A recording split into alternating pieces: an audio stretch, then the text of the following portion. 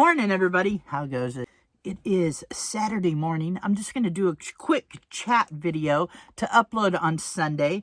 Cheers, having the morning cup of coffee. It is not raining, but it's very cloudy. It's going to rain anytime. I have my vent open and my heater off because it's not very cold. It's like 50 degrees. I'm going to do some cleaning in the van today if I can make myself get up and do it. I didn't sleep good last night. Just been a little stressed. You guys remember me telling you somebody tried to fraud my card. I think I told you guys my bank card, so I had to cancel that card. Still waiting on a new card from the bank. So I transferred money to my PayPal from my bank, not using my card, just a straight electronic transfer. It's taken 7 days to transfer. I'm like, now my money's tied up in between. I'm just like, you guys are crazy. It's getting done. It'll get there. I just need to pay my car insurance and my phone bill. I called my phone company and they did say that they'll hold off till I get my new card. I was hoping my new card from the bank would arrive today. I just went and checked the mail, but it has not. So I'm guessing Monday or Tuesday. But you know what I find so funny is that somebody tried to manually use my card. I had my card with me. I didn't leave the van that day. It was raining. I was at my van, didn't go anywhere. Somebody tried to use my card manually at a restaurant, paying for $150 worth of food and drinks. How could they not catch them? I mean, the bank declined the card, declined it, but how could they not catch who did it? I mean, yeah, and I would think it would have to be an employee of the restaurant because nobody else is going to let you manually put in a card. I don't know. I'm very puzzled about that. I don't get it. I don't see how that can happen. And PayPal just irritates me because they charged me to transfer from my bank to my PayPal, which my bank is linked to my PayPal. And because I didn't use a debit card, which I couldn't use because we had canceled it, the bank canceled it because it was fraud. It was trying to be fraud against it. It's going to take them that many days to transfer the money. It's electronic transfer. Wouldn't that just be a few buttons you push? I don't know.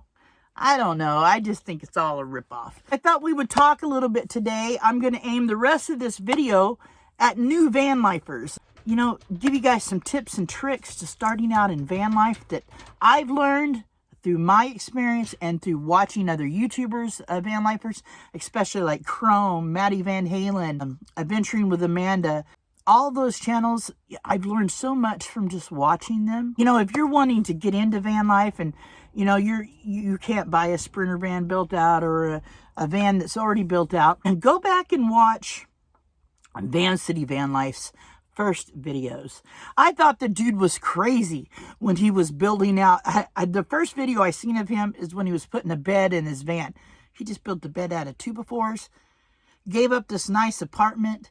I'm thinking, this dude's crazy. I never really seen van life.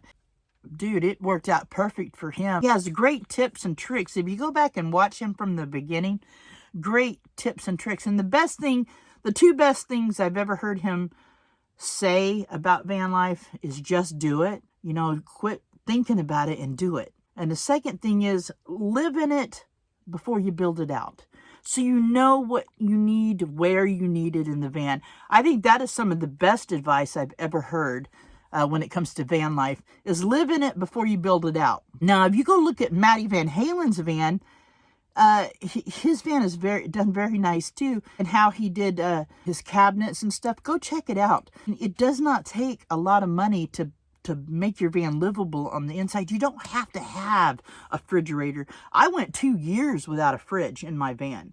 You know, you don't have to have a expensive toilet, a composting toilet. You need a luggable loo. I paid $17 for my luggable loo. I use sawdust or pellets or cat litter for the number 2 part, and you know, I separate it with a funnel, and I've never had a problem with smells with it. So yeah, you don't have to have that expensive stuff. You know, an ice chest and a bucket with a toilet, some kind of homemade toilet seat. You know, you can use a pool noodle on the toilet seat. There's just all kinds of ways you can do this. Got you a van and you're wanting to start it to save money. Just do it. Don't be scared. Just do it. You know, the day I moved into my van, I felt this large weight lifted off my shoulders. I was paying a lot of money a month for rent in a ghetto apartment, in a ghetto area. It was just a bad neighborhood. And I felt this huge weight off my shoulders when I moved into my van. The day I turned in the key, it's like I felt a weight lift, because I didn't have to live around that. And I didn't know where I was going to park, but I had watched enough videos about, I knew where to go to park. You know, I knew how to find places to park to sleep at night in town. Now I have a spot where I rent to park my van out in the country, which is so much cheaper than living in an apartment. You know, it's like less than a quarter of what I was paying to live in an apartment. You know, I'm on a fixed income. It's hard to save money. But I'll tell you this, if I was younger, I would have, if I'd known about, let me rephrase all that. When I was younger, if I would have known what I know now about van life, I'd have been doing it before I had a kid or anything. I would have been able to save money. It is such a different lifestyle. No, it don't have to be expensive to build your van out. You know, even if you're not a person that travels a lot, I don't travel much at all. I stay in one area. But if I was younger and working, I would be in one area. And I just wish I would have known then what I know now, for sure. And I'm sure we all think of that stuff about all facts of life or all parts of life that wish we knew then what we know now, you know. I'm a firm believer that you can get your van, live in it, and build it as you go. I do believe that. You know, start out with insulating it the best you can with Reflectix or whatever you decide to use. There's all kinds of stuff to use. And I'm telling you, YouTube is a plethora of information for van lifers. You can find out so much on YouTube. Check it out. There's so many great channels about telling you how to get started, about showing you things, how they built it out. I mean, there's nothing more informative than YouTube in my books when it comes to van life. As far as power for charging stuff, such as your phone or your tablets or your, you know, laptops or lights or, you know, whatever, there's all different brands of power stations, solar power stations. And there's a lot of different prices. I have a Bluetti AC50S with a 120 watt solar panel. So if I'm not plugged in, I can use that to charge up my stuff. I also have an AI power portable generator, 1600 running watts. It's the quiet generator. Like, I didn't have power for 3 or 4 days 2 weeks ago here, and I was able to keep my fridge running and my CPAP and my lights and stuff with that generator. It pays to have that, but you don't have to start with it. I had a small power station that I could run my CPAP on, but once I got to where I could be plugged in, you know, it was less of a hassle. But, you know, if you don't have stuff like a CPAP or a fridge or anything, you can get a small power station and run small lights, charge your phone, keep your phone charged up. And there's all price ranges on these power stations. Like a 300 watt power station would work great for charging your phone and stuff, or, you know, some small lights. And, you know, the idea of living in a van is you're not in it all the time. You're living out of your van, you know. So, you know, to have those lights at night or charge your phone and stuff, those little power stations work great. There's all kinds of ways to get around stuff and, you know, and save up for a power station. I'm telling you, I would like to have a 2000 watt solar power station like the Bluetti or even the Jackery. I'm trying to save up for something like that in the future. That way I could run my fridge when I'm off grid without using my generator so much. It is what it is, but you don't have to have all that stuff to start out. And that's what I was saying. Like I said, go back and watch Van City Van Life from the beginning. And I'm not just trying to plug Van City Van Life. I'm just telling you there's a lot of informative videos on his channel. On all these channels that I've mentioned. And there's so many channels out there. You can find great ideas on building stuff out. Using repurposed wood or repurposed stuff is great when you're building out your van.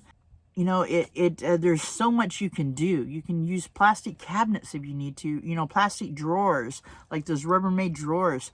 Whatever it is, totes that you can slide under a bed. So yeah, there's all kinds of things you can use. And you'll see that once you start looking on YouTube at the videos. There's so many different ways to do it. Hygiene, taking a shower. You know, there's gyms. You can get gym memberships for $10 or $15 a month. There's YMCAs, truck stops. I have a shower in my van, but I don't even use the shower part of it. I use that for storage, but I have a USB shower head that you just drop into water, and it's strong. It pumps out a lot of water. And I have a tub that I just stand in and shower off. There's all kinds of ways to do that. I don't have running water. I carry water.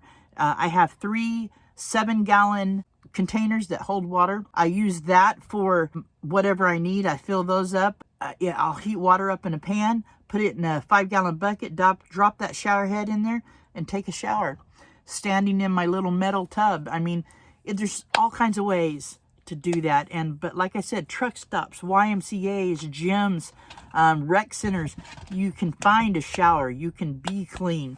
In the summer, you can go to the river and go swimming and clean up, you know. There's all kinds of ways to stay clean. Now, I will say a van gets dirty pretty quick when you're in and out of it all day.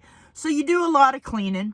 I have a little 1-gallon shop vac that I vacuum everything with. I do want to get a better vac, but I mean, this thing will suck a golf ball through a water hose.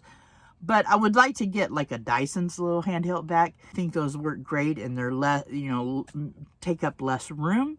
But I can't complain about my 1-gallon Stanley shop vac that works great. Okay, guys, that's all I got for you today. Just a few tips and tricks to help out newbies in van life. I hope it does help. Remember, go back and watch a lot of different van life channels that you can learn so much from on YouTube. Thank you for being here. Thank you for watching. Thank you for being a part of my journey. Don't forget to hit that subscription button. And I'll talk to you guys on the next one. Take care of yourselves. Take care of each other. Peace out.